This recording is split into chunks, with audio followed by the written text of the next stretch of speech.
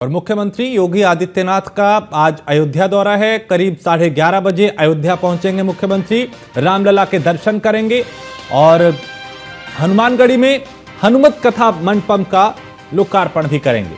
तो मुख्यमंत्री कई साधु संतों से भी मुलाकात करेंगे। समय समय पे वो अयोध्या आए हैं, यहाँ के विकास की बात हो, यहाँ के कायाकल्प की बात हो, उसका भी वक्त वक्त पे निरीक्षण किया है, व्यवस्थाओं को बेहतर किया है, कनेक्टिविटी को बेहतर किया है।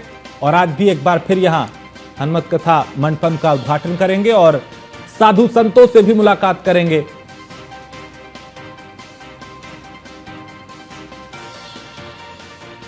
तो करीब 11:30 बजे अयोध्या पहुंचेंगे मुख्यमंत्री योगी आदित्यनाथ।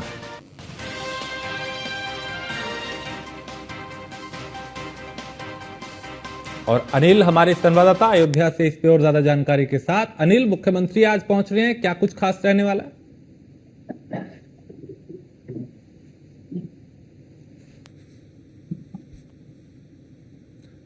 आवाज मिल रही है अनिल?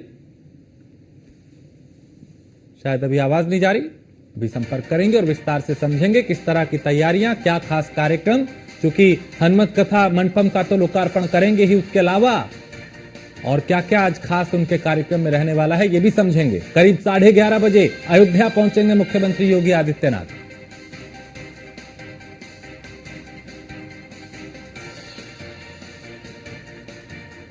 रामलला के दर्शन पूजन करेंगे,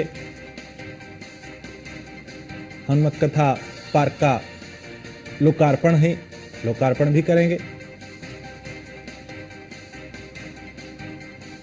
तो कैसे व्यवस्था को बेहतर किया जाए, कैसे कनेक्टिविटी को बेहतर किया जाए, कैसे सुरक्षा को बेहतर किया जाए, इस पर खासा फोकस मुख्यमंत्री का रहा है। और धार्मिक नगरों का जो कायाकल्प हुआ है उसमें भी उनका अहम योगदान, चाहे वो बात अयोध्या की हो, चाहे काशी की हो, या फिर बात मथुरा की हो।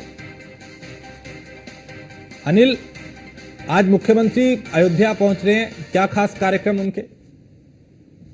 जी बिल्कुल, आपको बताते हैं कि मुख्यमंत्री 11:25 पर अयोध्या पहुंचेंगे और हनुमानगढ़ी और रामलला का दर्शन पूजन करेंगे और हनुमत कथा मंडपम का जो है वो आज इनॉग्रेशन करेंगे, जहां पर 5,000 लोगों की बैठने की व्यवस्था होगी। जो मंडप का द्वार है वहां बजरंगबली की मूर्ति लगाई गई है, जो उसके अंदर जाए प्रवेश लेगा। पहले बजरंगबली के दर्शन होंगे। इसके साथ साथ 16 आधुनिक कमरे बनाए गए हैं, जो श्रद्धालु या वीआईपी वहां पर आएंगे तो वहां पर रुक सकते हैं। तो ये सब व्यवस्थाएं वहां पर होंगी, जिसका आज मुख्यमंत्री योगी इनॉग्रेशन करेंगे और लगभग 2 घंटे मुख्यमंत्री योगी आदित्यनाथ वहां पर अयोध्या में रहेंगे, हनुमानगढ़ के कथा मंडपम में रहेंगे। इसके साथ साथ साधु संतों के साथ हनुमत कथा मंडपम में एक बैठक भी कर सकते हैं, जहां साधु संतों से अयोध्या के जो है विकास को लेकर वो चर्चा भी कर सकते हैं। जी राजेश जी। ऐसे में चूंकि हनुमत कथा पार्क का भी लोकार्पण वो करेंगे, इसकी क्या खासियत है? चूंकि हमने देखा कनेक्टिविटी की चाहे बात हो, चाहे सुरक्षा की बात हो, चाहे श्रद्धालुओं की व्यवस्थाओं की बात हो, उन पर खासा फोकस रहा है कि अगर दूर से श्रद्धालु आते हैं, उनके रहने की, ठहरने की क्या व्यवस्था है। तो ये जो पार्क का जिसका लोकार्पण आज मुख्यमंत्री करने जा रहे हैं, उसकी क्या खासियत? देखिए, आपको बिल्कुल बता दें कि महाकुंभ के बाद आपने देखा था कि अयोध्या में कितनी भीड़ लगी थी और हनुमानगढ़ी का जो है द्वार है वो काफी पतला है और वहां पर जब श्रद्धालु आते हैं तो काफी भीड़ लग जाती है।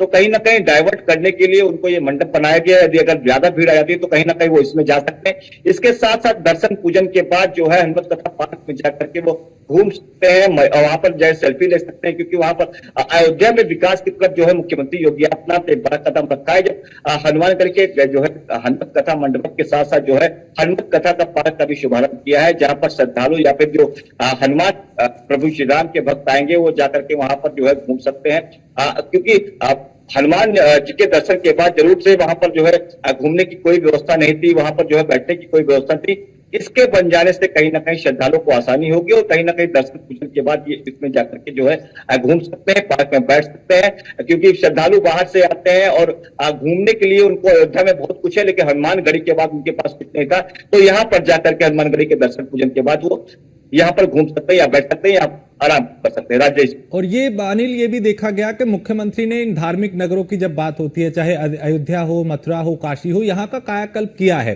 चूंकि मंदिर निर्माण और धार्मिक महत्व तो है, लेकिन जो श्रद्धालु आते हैं उनको असुविधा ना हो, इस पर फोकस रहा है मुख्यमंत्री का भी। जी राजेश जी, बिल्कुल। देखिए, अभी जो प्रभु श्री राम की नगरी तो विकसित हो गई, उनके छोटे भाई जो भरत है, तपोस्थली भरतकुंड, यहाँ से 22 किलोमीटर की भरत पथ का निर्माण भी मुख्यमंत्री योगी आदित्यनाथ की ओर से होने जा रहा है कि जो प्रभु श्री राम का दर्शन पूजन करें, उनके छोटे भाई भरत के तपोस्थली जाकर के भी दर्शन पूजन करें। इसके लिए एक सीधा मार्ग जो है 22 किलोमीटर का बनाया जाएगा, जो अत्याधुनिक सुविधाओं से लैस होगा।